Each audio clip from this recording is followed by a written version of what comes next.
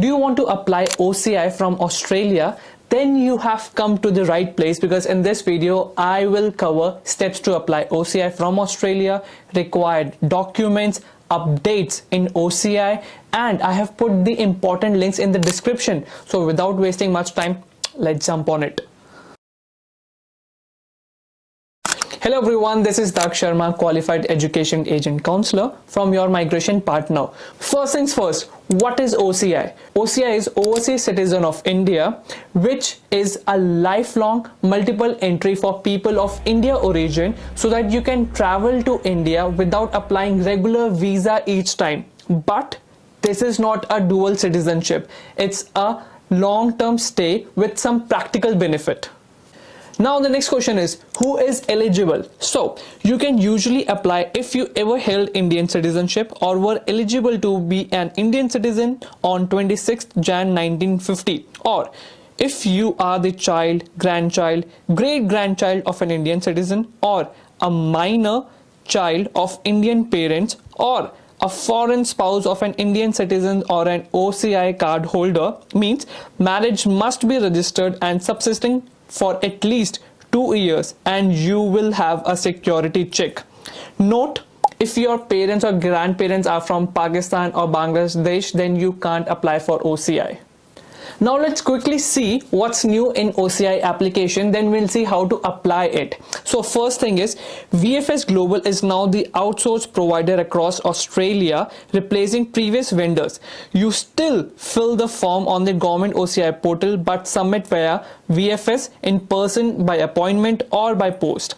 Second, kindly note that consulate do not accept OCI application directly. So please send the completed application along with the supported documents to VFS, who will forward the applications to the consulate after scrutinizing and verifying all the details. Third, you must upload to the government OCI portal the same supporting documents you sent to VFS. This is now emphasized by the Sydney consulate. Wait, but before we start, if you ever held Indian passport, then you need to renounce your Indian citizenship, which means you need to surrender your passport and get a surrender certificate.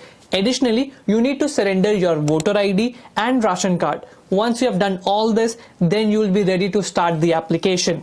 So now let's start the application. Step 1, fill the government form online.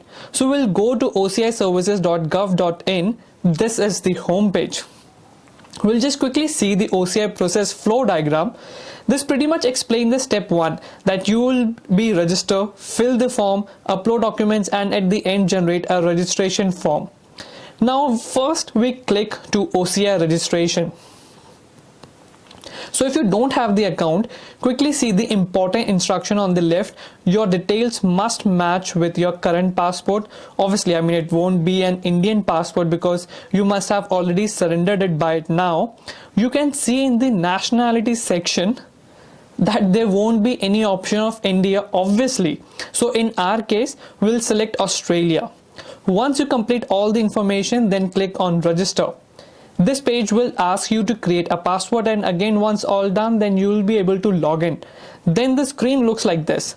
You will click on online registration on top, and then new OCI registration, then Indian origin applicant. These are the details that you need to fill out. On top you can see you have to complete all these sections till 7. Registration form, upload photo, sign. I have provided the specification link in the description, and so you need to submit documents, which we'll discuss in a step 2. So complete all the details accurately. Now it's time for step 2, which is gather documents.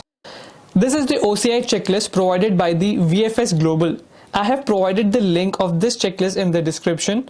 As it says, please print out copy of this checklist, sign and submit same along with your application, and place a tick in the box for documents you are submitting. We'll quickly go through stages. That too important part. Stage 1, applying for OCI.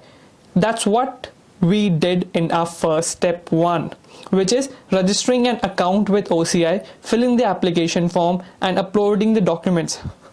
So here it says, while completing online application for OCI, you are required to upload the following details, which is mandatory: current passport, proof of Indian origin, Australian citizenship certificate, employment letter. Upload a signed letter with the statement, I hereby undertake that I do not possess an Indian voter ID card or ration card. Remember, I said you need to surrender your voter ID and ration card, then you will be ready to apply. So here just need to declare the same. You need to provide signature and photograph as per the requirement. Then provide contact details, appointment letter. So if you are booking an appointment to submit the application in person, then you need to provide the appointment letter as well. But if the application sent by courier, then you don't need appointment letter.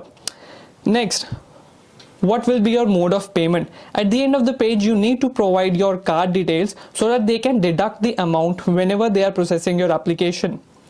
See, these are basic required documents, and then you might need to provide additional documents depending on your circumstances. Now step 3, print and sign. After step 2, now you have all the documents that you can upload in OCI government portal that we discussed in step 1. Print the final form and the declaration page. It's important that you save your ARN.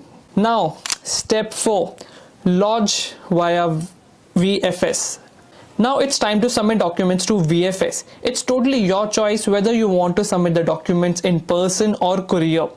So let's see this table. On one column is your residential status, then Indian mission jurisdiction. Another important column is VFS office location if you're sending your application through post, courier, and last column is VFS location if you are applying in person. So basically it means, for example, if you're living in South Australia, then you should courier your documents to VFS Sydney, and you are attending in person, then you should visit VFS Adelaide. Again, the last step, step 5, track and receive. Track status on the OCI portal, status inquiry, using your file number, ARN number. That's why I said it's important to note your ARN number. You must opt to receive application process notification via email, SMS, and when application status changes. And usually the processing time is around 8 weeks, but it does vary depending how busy it is and how your application details are. Processing time is on average is 8 weeks, but it does vary. So don't finalize your travel plans until you receive the results. And now the last part is, how much does it cost? So I have provided the fees calculator link in the description, which is again very easy to use. Depending on your circumstances, it will provide you the estimated cost. That's all for now. I believe I have covered everything, but if you have still got any questions, then feel free to comment down below. I'll be there to help you. And if you have liked this video, then please comment, subscribe. Thank you so much for watching this video, and I'll see you guys next time. See ya.